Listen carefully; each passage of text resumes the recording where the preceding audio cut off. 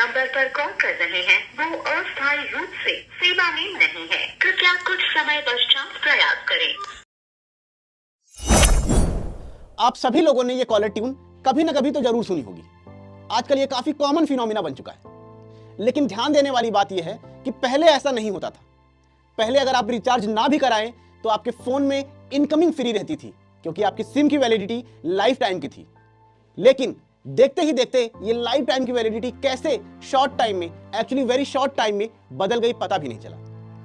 अब अगर आप रिचार्ज ना कराएं तो आपके फोन में पहले ही दिन से सारी आउटगोइंग सर्विसेज जैसे कॉल और एसएमएस तो बंद ही हो जाती हैं। इसके साथ साथ इनकमिंग सर्विसेज भी बंद हो जाती हैं। इसका मतलब अगर आपने रिचार्ज नहीं कराया है तो आप तो किसी को कॉल नहीं कर पाओगे, लेकिन आपको भी कोई कॉल नहीं कर पाएगा। अगर आपको कोई कॉल करता है तो इन्हीं महिला की आवाज सुनाई देती है। हेलो दोस्तों, मैं Vimlesh. Welcome to the noise proof where we bring stories that matters. दोस्तों, 90s के दौर में पहली बार टेलीकॉम इंडस्ट्री में प्राइवेट लोगों को अलाउ किया गया था। शुरुआती दौर की बात करें तो टेलीकम्युनिकेशन इंडिया में पहली बार अंग्रेजों द्वारा काफी प्रिमिटिव लेवल पे 1851 में स्टार्ट किया गया था, और आजादी के बाद टेलीकम्युनिकेशन को गवर्नमेंट ओन्ड सेक्टर बना दिया गया। और आगे चल के 1985 में गवर्नमेंट ने इसमें दो विभाग बनाए। पहला MTNL, महानगर टेलीफोन निगम लिमिटेड, जो मेट्रो सिटीज में सर्विसेज प्रोवाइड करता था, और दूसरा VSNL, विदेश संचार निगम लिमिटेड, जो इंटरनेशनल सर्विसेज प्रोवाइड करता था। अब 90s के इनिशियल पीरियड में इकोनॉमिक रिफॉर्म के तहत टेलीकॉम इंडस्ट्री में गवर्नमेंट मोनोपोली को खत्म करके प्राइवेट लोगों को अलाउ किया गया, जिसके बाद भारती एयरटेल, हचिनसन जो आगे चलकर वोडाफोन बना, BPL जिसको आगे चलकर एयरटेल ने एक्वायर कर लिया, जैसी प्राइवेट कंपनीज आई। और साथ ही साथ गवर्नमेंट ने भी 2002 में BSNL, भारत संचार निगम लिमिटेड का भी फॉर्मेशन किया, जो मेट्रोज सिटीज को छोड़ के, जिसपे MTNL काम करता था, बाकी सभी जगह अक्रॉस पूरी इंडिया में सर्विसेज प्रोवाइड करता था। चूंकि इतनी सारी प्राइवेट कंपनीज इस इंडस्ट्री में आ चुकी थी, इसीलिए इन पे नजर रखने के लिए 1997 में एक regulatory authority, try, telecom regulatory authority of India का भी फॉर्मेशन किया गया, ताकि कोई भी कंपनी अपनी मर्जी ना चलाए। बस एक इसी चीज की कमी थी, वो भी पूरी हो गई। मैं ऐसा क्यों बोल रहा हूं? क्योंकि देश भर में हर तरह के गलत काम को रोकने के लिए दुनिया भर की अथॉरिटीज बनी हुई हैं। इसके बाद भी हर जगह खुले आम फ्रॉड होता है। पता नहीं ये लोग क्या करते हैं। सॉरी, थोड़ा इमोशनल हो गया था। आ जाते हैं अपने मेन टॉपिक पे। आज जो हम सुनते रहते हैं कि रिचार्ज ना कराने की वजह से आपके फोन की इनकमिंग बंद कर दी गई है, ये पहले 90s के दौर में होता था, जब प्राइवेट कंपनी आई थी। उस समय भी कॉल को रिसीव करने का पैसा कटता था। लेकिन 2002 में BSNL के आने के बाद BSNL ने सभी इनकमिंग सर्विसेज को फ्री कर दिया था, जिसके बाद सभी कंपनीज को भी फ्री करना पड़ा। इसके बाद BSNL ने काफी ग्रोथ की और एक प्रीमियम ऑपरेटर के तौर पे जाना जाने लगा। 2010 तक काफी ऑपरेटर आ चुके थे, जैसे Airtel, idea, Vodafone, MTNL, BSNL, Reliance, Telenor, Aircel, MTS आदि, और जिसकी वजह से लोगों के पास काफी ऑप्शन रहते थे। और इतने ऑप्शन और कंपटीशन की वजह से कॉल रेट्स और डेटा भी काफी कम हो चुके थे। अब ईयर आता है 2016, जहां पर पूरी टेलीकॉम इंडस्ट्री का गेम ही पलटने वाला था। सितंबर 2016 में रिलायंस ने अपना 4G जियो सिम लॉन्च कर दिया, जिसके लॉन्च होते ही पूरी टेलीकॉम इंडस्ट्री में भूचाल मच गया। यह कोई साधारण लॉन्च नहीं था। इसमें कॉल्स, डेटा, SMS जैसी सभी सर्विसेज को 6 महीने के लिए फ्री कर दिया गया, जिसमें daily 1 GB high speed 4G data भी मिलने लगा। जहां पर लोग 100 MB, 200 MB 3G डेटा के लिए लगभग 100 रुपए का रिचार्ज कराते थे, वहीं पर डेली 1 GB 4G डेटा मिलने की वजह से लोग जियो की तरफ काफी आकर्षित हुए, जिससे जियो के यूजर्स काफी तेजी से बढ़ने लगे और बाकी सभी कंपनीज के यूजर्स काफी तेजी से घटने लगे। ट्राई, जो एक रेगुलेटरी अथॉरिटी है, जिसका काम ही है ये देखना कि सभी कंपनीज के बीच में फेयर कंपटीशन हो, कोई भी कंपनी ज्यादा महंगा प्लान ना दे या कोई भी कंपनी ज्यादा सस्ता प्लान ना दे। लेकिन मुझे लगता है कि जब ये सब हो रहा था तो ट्राई के लोग वेकेशन पे गए होंगे, तभी उनको ये सब दिखा नहीं होगा। ये समझना काफी इंटरेस्टिंग है कि कैसे टेलीकॉम इंडस्ट्री में मोनोपोली को स्थापित किया गया। इसका रिश्ता काफी हद तक 2014 में केंद्र में आए मोदी सरकार से जुड़ा हुआ है।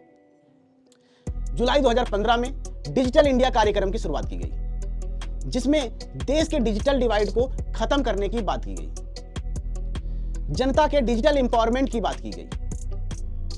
और इस प्रोग्राम में शिरकत करते हुए रिलायंस इंडस्ट्री के मालिक मुकेश अंबानी ने सरकार की जमकर तारीफ की, खासकर मोदी जी को एक विजनरी लीडर बताया और 2.5 लाख करोड़ इन्वेस्ट करने की भी बात की। सरकार के साथ मिलकर डिजिटल डिवाइड खत्म करने की बात को दोहराया। इसके एक साल बाद 2016 में इंडिया में जियो की लॉन्चिंग होती है, जिसके एड में पहली बार एक प्राइवेट कंपनी के एड में पीएम मोदी की तस्वीर का इस्तेमाल किया जाता है, जिसको लेके काफी कंट्रोवर्सीज भी होती है। इस एड का टैगलाइन था कि जियो देश के 1.2 अरब लोगों के लिए प्रधानमंत्री जी का सपना साकार करने के लिए समर्पित है। इसके बाद करीब 8 महीनों के लिए जियो को फ्री सर्विसेज प्रोवाइड करने का मौका दिया जाता है, जिससे जियो को मार्केट कैप्चर करने में काफी मदद मिलती है, खासकर रूरल एरियाज में जहां पर पहले इंटरनेट की सुविधा उपलब्ध नहीं थी। ट्राई ने एक रेगुलेटरी अथॉरिटी के तौर पर सभी कायदे कानूनों को नजरअंदाज करके जियो को एक तरफा मदद की। ये सब किसके सह पे हो रहा था, सब शीशे की तरह साफ है। इन सभी चीजों का गवर्नमेंट को भी काफी फायदा हुआ। डेटा कनेक्टिविटी की वजह से यूपीआई पेमेंट का रास्ता साफ हो गया, जिसका डायरेक्ट रिश्ता 2017 में हुई नोटबंदी से था। डेटा कनेक्टिविटी की वजह से सरकार के और भी योजनाओं का प्रसार और प्रचार हुआ, जिससे सरकार को काफी फायदा हुआ।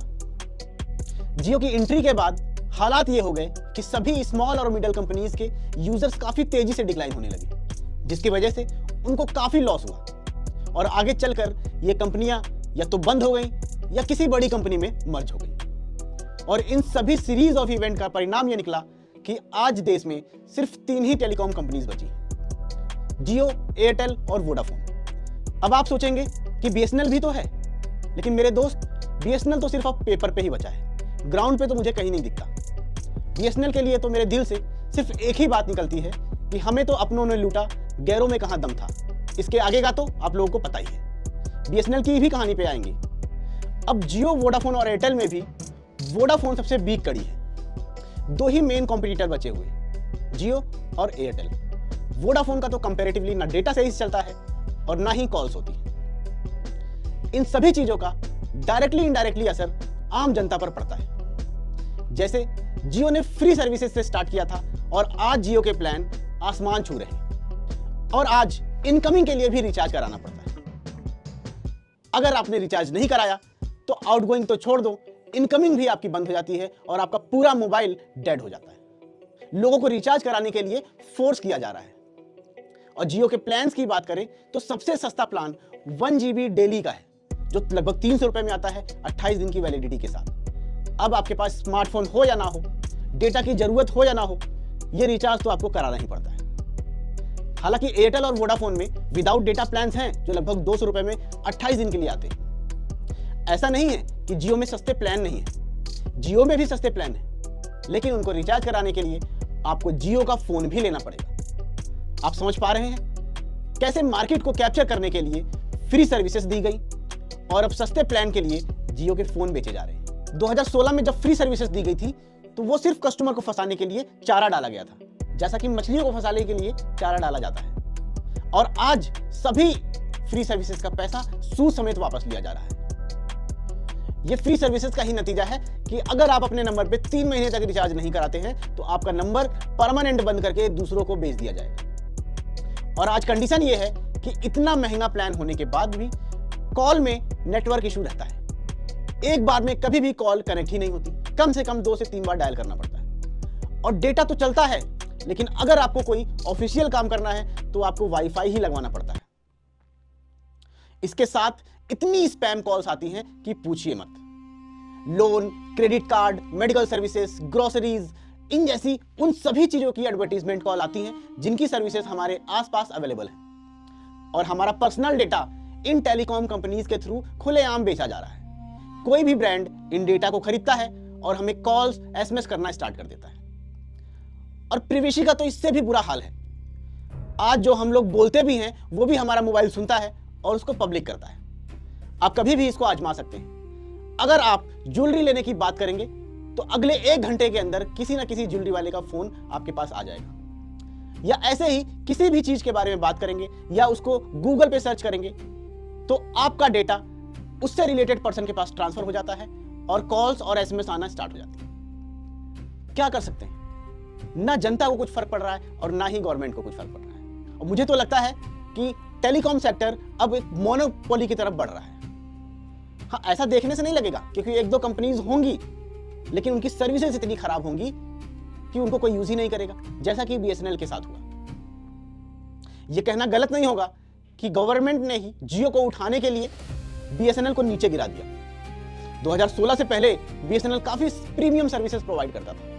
2016 के बाद जियो के आने के बाद बीएसएनएल की सभी सर्विसेज को रेस्ट्रिक्ट कर दिया गया। यहां तक कि बीएसएनएल को 4G में अपडेट भी 2023 में कराया गया। ऐसी क्या मजबूरी थी कि जब इंडिया में 4G 2012 में ही लॉन्च हो गया था तो बीएसएनएल में 2023 में कराया गया। जब सभी कंपनीज 4G सर्विसेज दे रही थी तो बीएसएनएल 3G सर्विसेज दे रहा था, तो कौन बीएसएनएल को यूज करेगा? सभी लोग बीएसएनएल को छोड़ के दूसरी कंपनियों में चले गए। और आज हालात ये हो गए हैं कि बीएसएनएल के टावर्स को जियो यूज कर रहा है और बीएसएनएल ऑलमोस्ट बंद ही हो चुका है। जैसा कि हमने देखा कितने प्लान्ड तरीके से टेलीकॉम सेक्टर में डियोपली को स्थापित किया गया, जिसमें जियो को मेन प्लेयर बनाया गया। एक बार मार्केट कैप्चर होने के बाद जनता इन 1-2 कंपनियों के भरोसे हो गई है क्योंकि उनके पास कोई विकल्प ही नहीं बचा है। इसमें सवाल जियो का नहीं है। किसी भी सेक्टर में अगर मोनोपोली स्थापित हो जाएगी, वो भी एक प्राइवेट कंपनी की, तो भुगतना तो जनता को ही पड़ेगा। हमें गवर्नमेंट पे दबाव बनाना चाहिए कि वो बीएसएनएल जैसी कंपनियों को बहाल करे ताकि जनता के पास एक विकल्प उपलब्ध हो पाए।